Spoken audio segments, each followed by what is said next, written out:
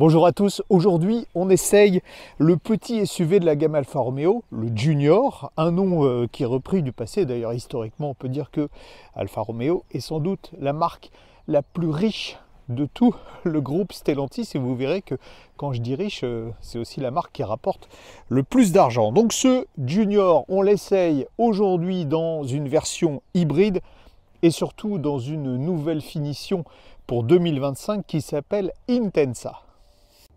Le Junior, c'est 4,17 m de long, donc un véhicule qui reste compact mais avec beaucoup de caractère, en particulier sur cette face avant qui reprend les codes caractéristiques de la marque, ce triangle inversé avec, je ne sais pas si vous le devinez, un enfant qui se fait dévorer par un serpent. C'est le logo d'Alfa Romeo.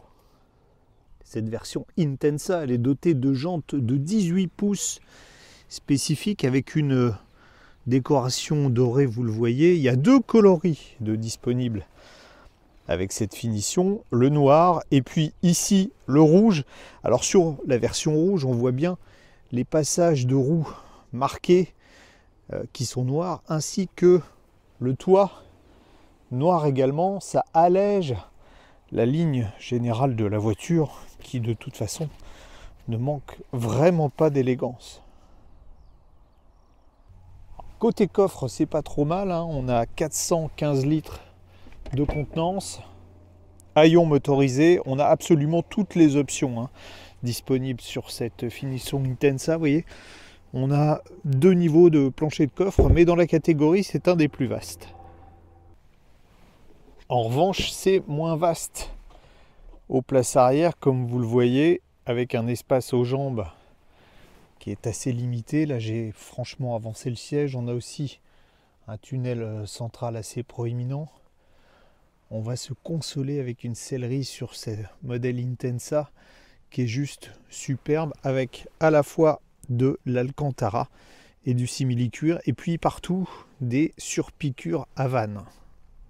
Ce cuir synthétique et cet Alcantara, on le retrouve bien évidemment sur les sièges avant qui sont également brodés du logo Alfa Romeo. Des sièges, tout est en série sur cette voiture, des sièges qui sont à réglage électrique et avec des fonctions massantes. Sur le volant, c'est bien du cuir qui est avec l'Alcantara, et c'est vrai que c'est sans doute un des volants les plus agréables à toucher de tous ceux que j'ai eu ces derniers temps en essai. On parlait tout à l'heure de l'histoire d'Alfa Romeo. Vous avez vu la forme des compteurs qui est reprise des Alfa anciennes. On a tout de même un afficheur. Tout ce qu'il y a de standard, il est carré, il reprend des designs ronds. C'est tout ce que j'aime. Le seul hic en termes de finition, c'est sans doute ça, le haut des contreportes qui est en plastique rigide, alors qu'on a encore de l'Alcantara ici pour une partie du tableau de bord, et puis un revêtement qui fait penser à de l'alu anodisé en arrière. Sinon, le design, moi, je le trouve assez réussi. Je le dis pour tous les designers qui nous écoutent, regardez, ça sert à rien de réinventer la roue. Le système le plus efficace de ventilation, c'est ça. On tourne pour ouvrir, fermer, on oriente dans tous les sens. On n'a pas fait mieux.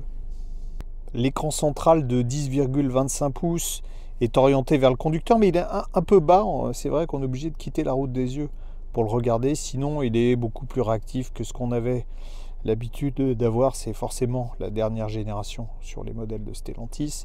En particulier, les aides à la conduite peuvent se désactiver juste en un clic. On a même des fonctions raccourcies, vous voyez, qui permettent de les désactiver. Ça, c'est plutôt pas mal.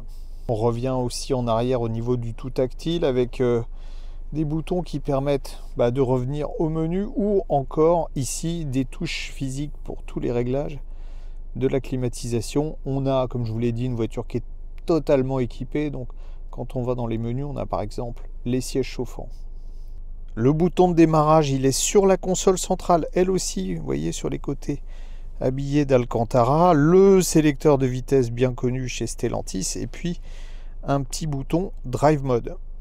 Ça permet de faire varier les modes de conduite en même temps que la couleur de l'affichage. Dynamique c'est sport, natural c'est standard, Et puis on a aussi un mode qu'on va appeler Eco qui passe en bleu.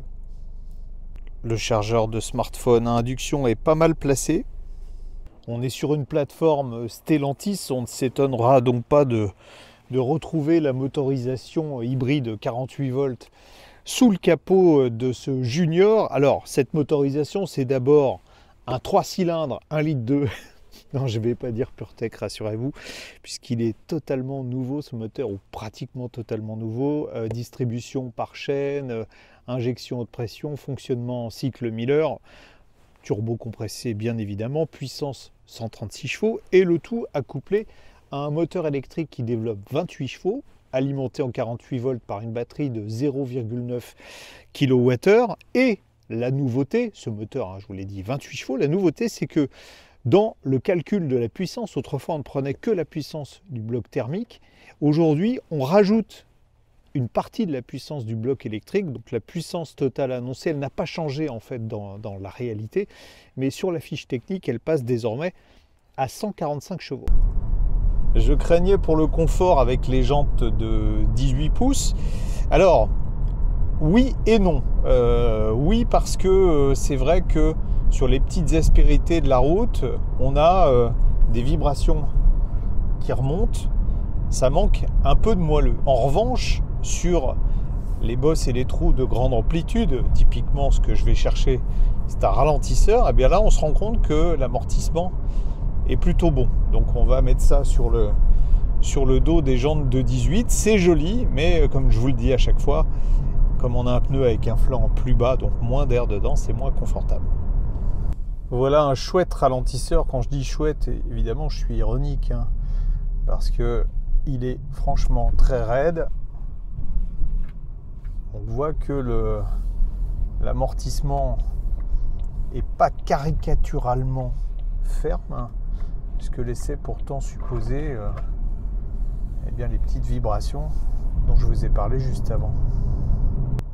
C'est paradoxal pour un modèle hybride finalement, c'est quand on va être en agglomération ou quand on va rouler gentiment que la voiture se montre la moins agréable. Alors on a du fonctionnement en 100% électrique, on peut arriver à rouler, allez je vais vous dire 60% du temps moteur thermique coupé, mais d'abord on a des phases de décélération qui sont pas violentes mais assez fortes. Regardez, si je relâche la pédale d'accélérateur, j'ai pas touché le frein, vous voyez, pour recharger la batterie, c'est des phases de ralentissement qui sont assez importantes. Il faudrait pouvoir le paramétrer, mais ça malheureusement c'est pas possible. Et puis on a parfois des hésitations de la boîte de vitesse. C'est une boîte robotisée à double embrayage, et quand on roule doucement, ça hésite parfois entre deux rapports et on a des légers à-coups. Donc rouler gentiment, évidemment c'est possible, mais c'est pas là que la voiture montre le meilleur d'elle-même. Ce Junior, ça reste une vraie Alfa Romeo. Déjà, quand on roule normalement, on a un châssis qu'on sent vif, une direction qui est précise, la voiture prend assez peu de roulis en virage. Là, ça justifie pleinement le choix d'une suspension un peu plus ferme que sur certains autres modèles du groupe. Et puis, il y a une deuxième possibilité, parce que, alors, le problème à ce moment-là, vous voyez, je vais ralentir, je vais redemander de la puissance, et entre le moment où j'appuie franchement sur l'accélérateur et où il y a une réaction, on a une demi-seconde, ce qui peut sembler gênant. C'est le moment où le moteur thermique, quand le moteur thermique est coupé, au moment où il va se remettre en route, ou au moment où la boîte va réagir pour rétrograder, c'est un petit peu lent. Mais il y a une autre possibilité. Tout d'abord, je vais me mettre en position dynamique. Quand on est en mode dynamique, d'abord le moteur thermique est toujours en route, ce qui permet d'avoir une meilleure réactivité. Et puis si vous trouvez la boîte encore un peu lente, vous avez des palettes au volant qui vous permettent pour le coup de passer en manuel.